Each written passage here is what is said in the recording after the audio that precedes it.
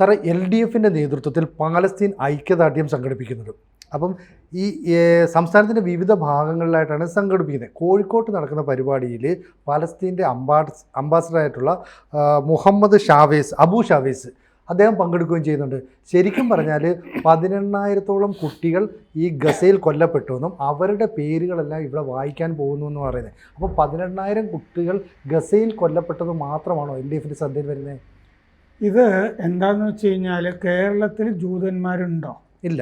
അതായത് vote bank എന്ന് പറയുന്നത് 20% അതിൽ കൂടുതലോ ഒക്കെ വരുന്ന മുസ്ലിങ്ങളാണല്ലോ കേരളത്തിലെ വോട്ട് ബാങ്ക്. അതെ.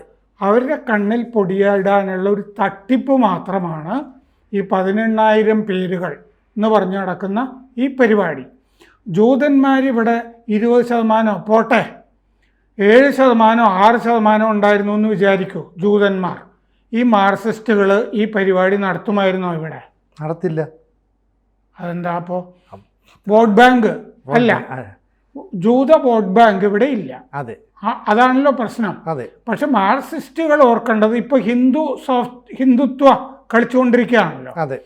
ജൂതന്മാരുമായിട്ട് ഐഡൻറ്റിഫൈ ചെയ്യുന്ന ഒരു മതവും സമുദായവുമാണ് ഹിന്ദുമതം. എന്താണെന്ന് വെച്ച് കഴിഞ്ഞാൽ രണ്ടും ഈ ഇസ്രയേലും ഇന്ത്യയും തമ്മിൽ പറയുന്നത് സിവിലൈസേഷണൽ കൺട്രീസ് എന്ന് പറയും. രണ്ടിനും കാരണം എന്താണെന്ന് വെച്ചാൽ അവർക്ക് വലിയൊരു സാംസ്കാരിക പൈതൃകം ഉണ്ട്. ഇന്ത്യക്കും വലിയൊരു സാംസ്കാരിക പൈതൃകമുണ്ട്. ഏതാണ്ട് നമ്മുടെയും അത്രയുമൊക്കെ യേശുവിന് അപ്പുറത്തേക്ക് നീളുന്ന സാംസ്കാരിക പൈതൃകം അവർക്കും ഉണ്ട്. നമ്മുടെ തന്നെ നോർത്ത് ഈസ്റ്റിൽ, പ്രത്യേകിച്ച് മണിപ്പൂരിൽ, അവിടെ ഈ ലോസ്റ്റ് ട്രൈബ്സ് എന്ന് പറയും ജൂതന്മാരുടെ 10-12 പഴയ ഗോത്രങ്ങളെ കാണാനില്ല. എന്താന്ന് വെച്ച് കഴിഞ്ഞാൽ ഈ മുസ്ലിങ്ങളെ ആക്രമിച്ചിട്ടേ അവിടെ നിന്ന് ജൂതന്മാർ, പണ്ട് ഈ ജെറുസലേം ഇവരുടെ കയ്യിൽ തന്നെയാണല്ലോ ജൂതന്മാരുടെ. ഈ ദേവാലയം ആക്രമിച്ച് കൈവശപ്പെടുത്തുകയാണല്ലോ ഈ മുസ്ലിം ശക്തികൾ.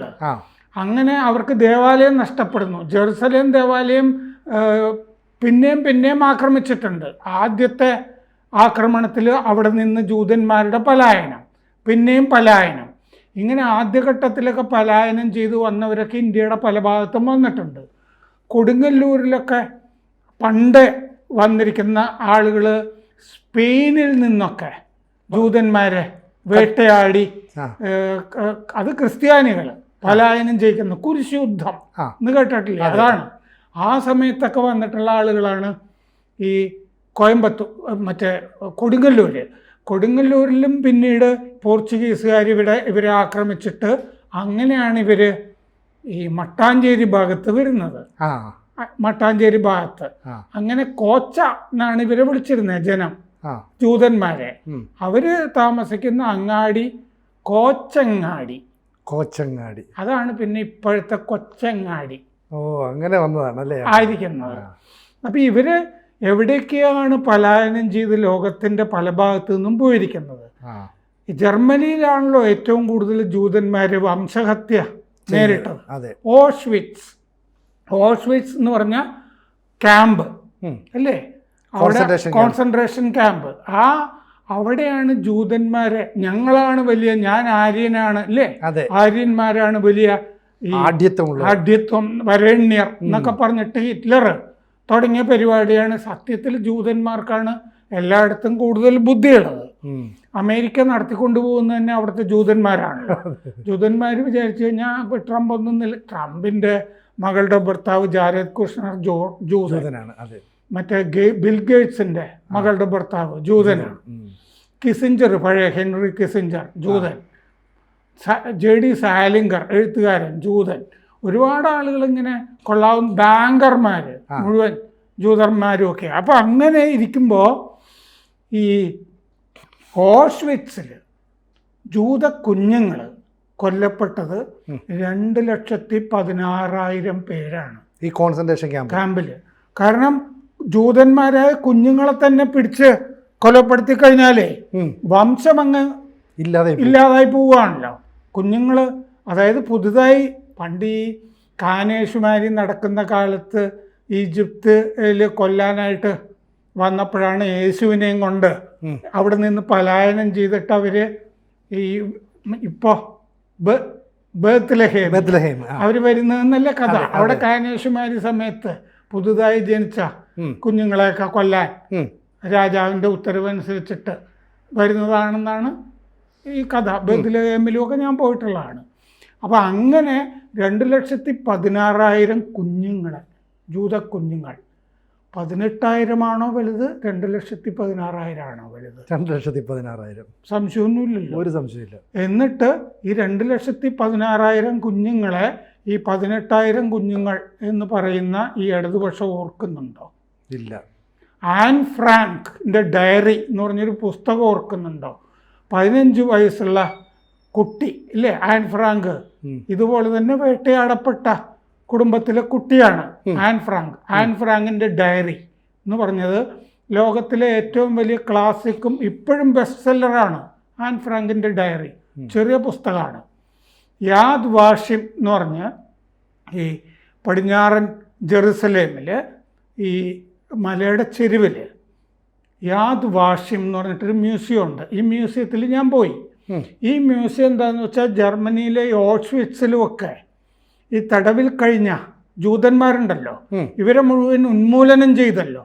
ഉന്മൂലനം ചെയ്ത ശേഷം ഇവരുടെ ശേഷിപ്പുകൾ, അവരുടെ കയ്യിൽ അന്നുണ്ടായിരുന്ന ഒരു പേന അല്ലേ, അല്ലെങ്കിൽ ഒരു പേഴ്സ്, അവർ വരച്ച ചിത്രം, പല വീടുകളും ഒക്കെ തകർത്ത് കത്തിച്ചുമൊക്കെ കൊണ്ടുപോയല്ലോ ഈ നാസികൾ, നാസിപ്പട. ഇവർ വരച്ച ചിത്രങ്ങൾ, ബാഗുകൾ, കൈലേസുകൾ, എഴുതി വെച്ച ഡയറി കുറിപ്പുകൾ, ഇങ്ങനെ ഈ കളഞ്ഞു പോകുന്ന സാധനങ്ങളില്ലേ ഓരോരുടെയും, മരിച്ചുപോയവരുടെ അവശേഷിക്കുന്ന അവശേഷിപ്പുകൾ, ശേഷിപ്പുകൾ, ഇതൊക്കെ ശേഖരിച്ച് ഒരു മ്യൂസിയമാക്കിയിരിക്കുന്നതാണ് ഈ യാദ് വാഷിം എന്ന് പറയുന്ന സ്ഥലം ജെറുസലേമിലെ. അവിടെ ഞാൻ സാധാരണ പോലെ എന്തെങ്കിലുമൊക്കെ വാങ്ങിക്കാം. എയ്ക്മാൻ ട്രയൽ എന്ന് പറഞ്ഞാൽ അന്ന് വീഡിയോയുടെ കാലമായി, വലിയ വീഡിയോ ഇല്ലേ, അത് എയ്ക്മാൻ ട്രയൽ ഞാൻ മേടിച്ചു കൊണ്ടുവരികയും ചെയ്തു. അയാളാണ് ഈ മറ്റേ ഹിറ്റ്ലറെ ഏറ്റവും കൂടുതൽ ഉന്മൂലനത്തിന് സഹായിച്ച ഒരാൾ. പിന്നെ ഒരു ഡോക്ടറും ഒക്കെ ഉണ്ട്, ഡോക്ടർ ഡെത്ത് എന്നൊക്കെ പറയും. ഈ എയ്ക്മാൻ ട്രയൽ എന്ന് പറഞ്ഞ വീഡിയോ, ഇതിൻ്റെ അകത്ത് ഇങ്ങനെ തിരുശേഷിപ്പുകളൊക്കെ കണ്ട് നമ്മൾ നടക്കുന്നു. ഈ കൈലേസുകൾ, ഇങ്ങനത്തെ ചിത്രങ്ങൾ. അവസാനം അപ്രതീക്ഷിതമായിട്ടുള്ള ഒരു കാര്യം സംഭവിച്ചു. ഏറ്റവും അവസാനം മ്യൂസിയത്തിൻ്റെ ഒടുവിൽ, ഇതൊക്കെയാണ് ഈ ആശയം എന്ന് പറയുന്നത്, നമ്മളൊരു ഇരുട്ട് നിറഞ്ഞൊരു തുരങ്കത്തിലേക്ക് പ്രവേശിക്കുക. ഇത് ഏറ്റവും അവസാനം തുരങ്കമാണെന്നൊന്നും ഞാൻ മനസ്സിലാക്കിയിരുന്നില്ല. ഇരുട്ടിങ്ങനെ നിറഞ്ഞിരിക്കുന്നു, ഭയങ്കര ഇരുട്ടായതുകൊണ്ട് ഇങ്ങനെ മിന്നാമിനുങ്ങുകൾ പോലെ. ഇതൊക്കെ ഇവർ ടെക്നോളജി വെച്ച് ചെയ്തിരിക്കുന്നതാണ്. ഇങ്ങനെ മിന്നുന്നുണ്ട്. ഈ ഇരുൾ നിറഞ്ഞ തുരങ്കം എന്നും നമ്മൾ അറിയുന്നില്ലല്ലോ, ചുറ്റും ഇരുൾ മാത്രമേ ഉള്ളൂ. മിന്നാമിനുങ്ങൾ ഇങ്ങനെ മിന്നുന്നതെന്ന് കാണാം. ഒരു ശകലം സഞ്ചരിക്കുമ്പോഴേക്കും ഈ ഇത് നിറച്ചും കുഞ്ഞുങ്ങളുടെ കരച്ചിലിങ്ങനെ വന്ന് നിറയാണ്. നമ്മളുടെ കാത് മൂടിക്കൊണ്ട് കുഞ്ഞുങ്ങളിങ്ങനെ കരയില്ലേ, വാവിട്ട് നിലവിളിക്കില്ലേ, ഇങ്ങനെ ഈ ദിഗന്ധങ്ങൾ പൊട്ടുന്ന പോലെ 4 ഭാഗത്തു നിന്നും കുഞ്ഞുങ്ങളുടെ കരച്ചിൽ. ഈ 2 ലക്ഷം കുഞ്ഞുങ്ങളുടെ കരച്ചിൽ, അതാണ് ഈ മ്യൂസിയത്തിൻ്റെ അവസാനമായിട്ട് വെച്ചിരിക്കുന്നത്. നമ്മളിറങ്ങുമ്പോൾ ഈ കരച്ചിൽ ഇങ്ങനെ കാതിൽ നിൽക്കും. ഞാൻ സഹിക്കാൻ പറ്റില്ല, അസഹ്യമാണ്. ഇപ്പോഴും എൻ്റെ കാതിൽ വന്ന ആ കരച്ചിൽ വന്ന് അലയ്ക്കുന്നുണ്ട്. ഒന്ന്, എന്തൊരു ദുരന്തവും ക്രൂരതയുമാണ് നമ്മൾ ഓർമ്മിപ്പിക്കുന്നത്, സമാനതകളില്ലാത്തത്. മാത്രമല്ല, ഇങ്ങനൊരു ആശയം മ്യൂസിയം ഉണ്ടാക്കുമ്പോൾ എല്ലാവരും വെറുതെ അന്ന് ധരിച്ചിരുന്ന സാരി, പാൻറ്, ബ്ലൗസ് എന്ന് തുടങ്ങി. അങ്ങനെയല്ല, നമുക്ക് ഇങ്ങനെ ആ കരച്ചിലിൽ ഇത് അവസാനിപ്പിക്കാമല്ലോ. ഇതായിരുന്നു ആ ദുരന്തത്തിന്റെ മുഖം എന്ന് നമ്മളെ ബോധ്യപ്പെടുത്തുന്ന പോലെയാണ് അവർ ചെയ്തിരിക്കുന്നത്. ആ കരച്ചിലാണ് ഇവർ ഈ 14,000 പേരുടെ കാര്യം പറയുമ്പോഴും എൻ്റെ മനസ്സിൽ നിൽക്കുന്നത്. അപ്പോൾ ജൂതന്മാരെ പോലെ വേട്ടയാടപ്പെട്ട വേറൊരു കൂട്ടർ ഈ ലോകത്തില്ല, വേറൊരു ജനതയില്ല. ഇവിടെ ജൂതന്മാരില്ല എന്നുള്ളത് കൊണ്ട് മുസ്ലിങ്ങളെ പ്രീണിപ്പിക്കാം എന്ന് പറഞ്ഞിട്ട് നടത്തുന്ന വെറുമൊരു പൊറാട്ട് നാടകമാണ്, ഇടതുപക്ഷ പൊറാട്ട് നാടകമാണ് ഈ നടക്കുന്ന 18,000 പേരുകൾ എന്ന് പറയുന്ന സംഗതി. വേറൊരു ദിവസം 2 ലക്ഷം പേരുകളും കൂടി വായിക്കട്ടെ. അതെ അതെ സാർ, മാത്രമല്ല ഇപ്പോൾ ഇതിനകത്ത് ഈ ജമാഅത്ത് ഇസ്ലാമി പോലെയുള്ള മുസ്ലിം ലീഗ് പോലെയുള്ള സംഘടനകൾ, അവരുമായി ബന്ധപ്പെട്ട സാംസ്കാരിക പ്രവർത്തകർ എന്നറിയപ്പെടുന്നവർ, അല്ലെ എഴുത്തുകാർ, ജേർണലിസ്റ്റുകൾ ഒക്കെ തന്നെ ഇവർ വരുന്നുണ്ട്. ഇവരെല്ലാം ഇത് വായിക്കാൻ വരുമ്പോൾ ഈ പുസ്തകം വായിക്കുന്ന സാംസ്കാരിക മേഖലയിൽ പ്രവർത്തിച്ചവർ എന്തുകൊണ്ട് ഈ 2,16,000 പേരുടെ കരച്ചിൽ ഓർക്കുന്നില്ല എന്ന് മാത്രമല്ല ഇതൊരു തുടർച്ചയും കൂടിയായിരുന്നു. എന്താണെന്ന് വെച്ച് കഴിഞ്ഞാൽ നെഹ്റുവിൻ്റെ ഈ വഷളൻ വിദേശ നയത്തിൻ്റെ തുടർച്ചയാണിത്. കാരണം അന്ന് നെഹ്റു അധികാരത്തിൽ വരുമ്പോൾ ഇസ്രയേൽ ഉണ്ടാകുന്നേ ഉള്ളൂ. ഇസ്രയേൽ ഉണ്ടാകുന്ന 1948. അതെ, 46 അയാൾ ഇടക്കാല പ്രധാനമന്ത്രി ആയല്ലോ നെഹ്റു, 47 പ്രധാനമന്ത്രി. ഐൻസ്റ്റീൻ ആണല്ലോ അന്ന് ലോകത്തിലെ ഏറ്റവും ജീവിച്ചിരിക്കുന്ന വലിയ ജൂതൻ. ഐൻസ്റ്റീൻ ഒരു കത്തെഴുതുകയാണ് നെഹ്റുവിന്, നിങ്ങൾ മറ്റേ ഇസ്രയേലിനെ അംഗീകരിക്കണം, ഇസ്രയേൽ ഉണ്ടാകുന്നു, ഇസ്രയേൽ രാഷ്ട്രത്തിന് നിങ്ങൾ അംഗീകരിക്കണം എന്ന് പറഞ്ഞൊരു കത്ത്. നെഹ്റു ഉടനെ മറുപടി കൊടുക്കുന്നില്ല. 1 മാസം കഴിഞ്ഞിട്ടാണ് ഐൻസ്റ്റീനു മറുപടി എഴുതുന്നത്. നെഹ്റു എന്താണെന്നറിയോ? ഞങ്ങളുടെ കാര്യങ്ങളിൽ സ്വാർത്ഥരാണ്, അതുകൊണ്ട് ഞങ്ങൾ പലസ്തീനെയാണ് അംഗീകരിക്കുന്നത്. അങ്ങനെയാണ് മറുപടി കൊടുത്തത്. അന്ന് തുടങ്ങിയതാണ് ഈ പലസ്തീൻ. ഇസ്രയേലിനെ നമ്മൾ നയതന്ത്ര ബന്ധം വരുന്നതൊക്കെ ഒരുപാട് കാലമല്ലേ, വാജ്പേയിയുടെ കാലമൊക്കെ വരുമ്പോഴല്ലേ ഉള്ളൂ. ഇസ്രയേലുമായിട്ട് നമുക്ക് നയതന്ത്ര ബന്ധമില്ല. നമ്മൾ ഇന്ദിരാഗാന്ധിയുടെ കാലത്തും അറഫാത്തിനെയല്ലേ കെട്ടിപ്പിടിക്കും. അതെ അതെ, യാസർ അറാഫത്തുമായിട്ട് കൂട്ടിച്ചേർന്നുള്ള ഫോട്ടോയും ചിത്രങ്ങളും ആയിരുന്നല്ലോ. കാരണം എന്താന്ന് വെച്ചാൽ മുസ്ലിം പ്രീണനമാണ്. അന്നും വോട്ട് ബാങ്ക് രാഷ്ട്രീയം തന്നെയായിരുന്നു. വോട്ട് ബാങ്ക് രാഷ്ട്രീയം അതിൻ്റെ തുടർച്ചയാണിത്. കാരണം അന്നും ഇസ്രയേലിനെ അംഗീകരിക്കുന്നില്ല. ഇസ്രയേലിനെ അംഗീകരിക്കാതിരിക്കുമ്പോൾ തന്നെ 1971 യുദ്ധത്തിൽ ഗോൾഡ മേയർ, വനിതാ പ്രധാനമന്ത്രിയാണ്, ഗോൾഡ മേയർ ഇന്ദിരാഗാന്ധിക്ക് ആയുധം അയച്ചു കൊടുക്കുന്നുണ്ട് ബംഗ്ലാദേശ് യുദ്ധത്തിൽ ജയിക്കാൻ വേണ്ടി. ഒരുപാട് സഹായം അവർ നമുക്ക് വേണ്ടി അന്നും ഇസ്രയേൽ ചെയ്യുന്നുണ്ട്, ഇന്നും ചെയ്യുന്നുണ്ട്, എല്ലാ കാലത്തും ചെയ്തിട്ട്. ഈ കാർഗിൽ യുദ്ധ സമയത്ത് നമുക്ക് ഈ GPS സംവിധാനമൊന്നും ഇല്ലാതിരുന്നപ്പോൾ അമേരിക്ക തരാഞ്ഞപ്പം ഈ ഇസ്രയേലാണ് തന്നത്.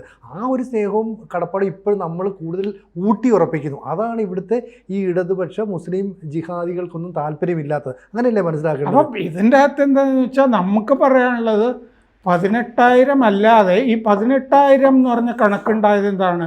ഒക്ടോബർ 7 എന്ന് പറഞ്ഞൊരു തീയതി ഉണ്ടായോണ്ടല്ലോ. അതെ അതെ, ഒക്ടോബർ 7 ഇസ്രയേലിനെ കയറി അങ്ങോട്ട് ആക്രമിച്ചിട്ടുണ്ടായതല്ലേ ഇത്. അതെ, 1500 പേര് അന്ന് കൊന്നു. അവർക്ക് ആത്മരക്ഷാർത്ഥം തിരിച്ചു വെടിവെക്കാതിരിക്കാൻ പറ്റുമോ? പറ്റില്ല. അവർക്ക് ഇനി ഈ ഭീകരതയെ തീറ്റിപ്പോറ്റിയത് ഹമാസ് അല്ലേ? അതെ. അപ്പൊ അതുകൊണ്ട് ഹമാസ് വേണ്ടെന്ന് ഇസ്രയേൽ തീരുമാനിക്കുന്നു.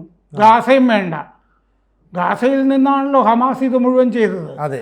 ആ ആക്രമണത്തിന്റെ ബാക്കിയായിട്ട് കിട്ടുന്നതല്ലേ ഈ 18,000 എന്ന് പറയുന്നത്. പക്ഷെ ജൂതര് നാസികളെ വേട്ടയാടിയിട്ടോ കൊന്നിട്ടോ ആണോ ഈ 2,16,000 കുഞ്ഞുങ്ങളെ കൊന്നത്? അല്ല. ജൂതന്മാർ എന്തെങ്കിലും ചെയ്തോ ഹിറ്റ്ലർക്കെതിരെ? ഇല്ല. നിരപരാധികളായിരുന്നു. നിരപരാധികളുടെ വേട്ടയും ഭീകരരുടെ വേട്ടയും രണ്ടും രണ്ടാണ്. അത് മാർക്സിസ്റ്റുകൾ ഓർക്കണമായിരുന്നു. 18,000 അപ്പുറത്ത് ഒരു 2 ലക്ഷം കൂടി കിടപ്പുണ്ട്. ആ ബ്രാക്കറ്റിലിട്ടാലും കൊള്ളാം. 2 ലക്ഷം അവിടെ കിടപ്പുണ്ട്. കൂടുതൽ വാർത്തകളും വിശേഷങ്ങളും നിങ്ങളിലേക്ക് എത്താൻ ABC മലയാളം സബ്സ്ക്രൈബ് ചെയ്യുക, ബെൽബട്ടനും അമർത്തുക.